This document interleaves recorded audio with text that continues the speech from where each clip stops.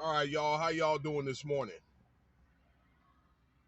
I saw this article, and actually, this incident happened 4 months ago. So this happened back in sometime February of this year. Excuse me. And it was brought up yesterday on Roland Martin's channel about an incident. This brother's name Daryl Williams in Raleigh, North Carolina. Shout out to my friends out there in North Carolina. But this young man was tased for instance. He was suspected or he had drugs, and they had a few officers around him. According to reports, and I saw the video myself, this young brother, I don't know if he restrained arrest. I think he restrained, but it wasn't an incident where he tried to attack the police. Okay, but long story short, he was tased, right, and he told the cops that he had a heart condition. They tased this man 3 times and he ended up dying, okay, of cardiac arrest, according to the autopsy. Okay, and again, this is all caught on video and so forth. And I just don't think that this is a incident. Yeah, maybe some physical force, reasonable, but not the force like that. Okay, maybe I don't know, maybe tase a little, or they could have.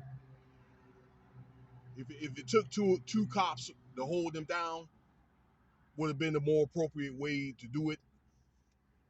All right, but sit there and try to tase this man 3 times. Anybody could get cardiac arrest from that.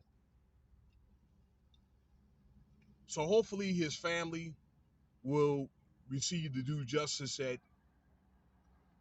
uh, you know, that he needs to get. This is, it's one of the things where incidents like this, again, it happened 4 months ago, and it now is being brought up now. They don't report all the crime, okay? And according to the UCR, that's the Uniform Crime Reporting. Okay, only about 40% of the crime is stuff like this is reported. Well, the incident when I saw on Roland Martin's channel, it rung a bell. It reminded me of when, because you got to be careful out there in North Carolina.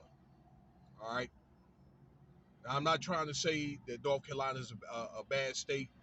I got friends and family out there. I used to hang out in Charlotte. Okay, I'm just going to just get off track a little bit. Another progressive state, especially like Winston Salem, Charlotte, and Greensboro. Okay, a lot of people are moving out to Fayetteville. I got a lot of my boys out there in Fort Bragg. Back in the day, me growing up in Norfolk, well, in Hampton, Virginia, I was recruited to play basketball at a couple of schools out there. Chowan out there in Murfreesboro and Gifford out there in Greensboro. But I don't know, it's just my legions told me not to go. Okay, but those are some pretty good schools. There were JUCOs, junior colleges. But you have to be careful out there in North Carolina. This was around 2008. I had this lady that I was seeing out there in Charlotte, or I came out there to go see, and I was driving from Greensboro. Actually, I had a cousin. He stayed in Greensboro at the time. I went to see him, and then I went from Greensboro to Charlotte.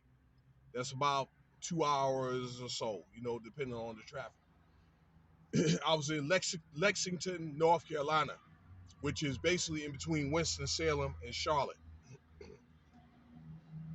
I believe this is Highway 85. And I was stopped. I believe I was profiled. The cop saying I was he said that I was too close. I didn't agree. Okay, I wasn't speeding. This dude had pulled me over, had looked at my driver's license. Okay. What else did he do? He gave me a pat down. He searched my car. and then he did a background check on me. Took an hour. There was another cop that pulled up, told me to sit in the car. He told me to sit right beside him, and we talked for like an hour. Okay, and I was wondering why all this stuff happened. Why is this going on? And they went to say that a lot of people were pushing drugs down there on the 40, between like up north down to Charlotte or through Atlanta and all that. And I said, like coming down there when I was younger, okay, when I would go to Charlotte or go to Georgia or whatever, we didn't have those problems and all that. I'm just thinking for y'all, you guys, to be, I don't know, for it to be so stringent is it must have been a lot of crazy stuff that happened over the years. That was probably over the last, I don't know, at the time, 15 years or so. A lot of crazy stuff happened out there. But they let me go and they gave me a ticket. Not a ticket, but like a warning for following too close. So when I went to see my friend in Charlotte, her child's dad actually was going to UNC. No, her dad was going to North Carolina A&T, I think. And he went down a long time ago when she was with him, or when he went to go see her daughter. Okay, their daughter.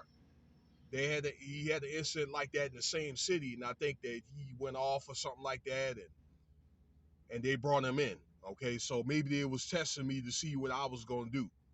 Okay, but I just let them do their thing, but it delayed me. I was upset about it, but it's one of the things you got to be very, very careful. You cannot talk back to the police.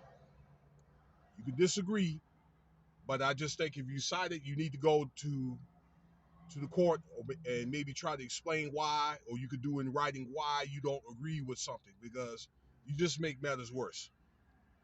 The goal is you want to try to get them guys out of your face. You want to de-escalate the situation.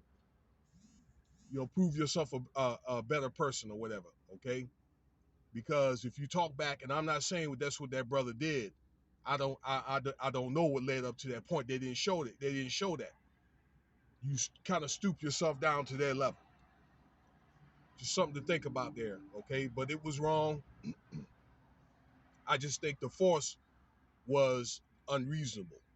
And I just think in closing that people need to use, whether you are the assailant or the defender, particularly if you're a defender, even if it's people in law enforcement, need to use better restraint, okay? In some cases, when it comes to using physical force or defending yourself and so forth, all right? All right, let me get up out of here, though. Hey, thank you for your time.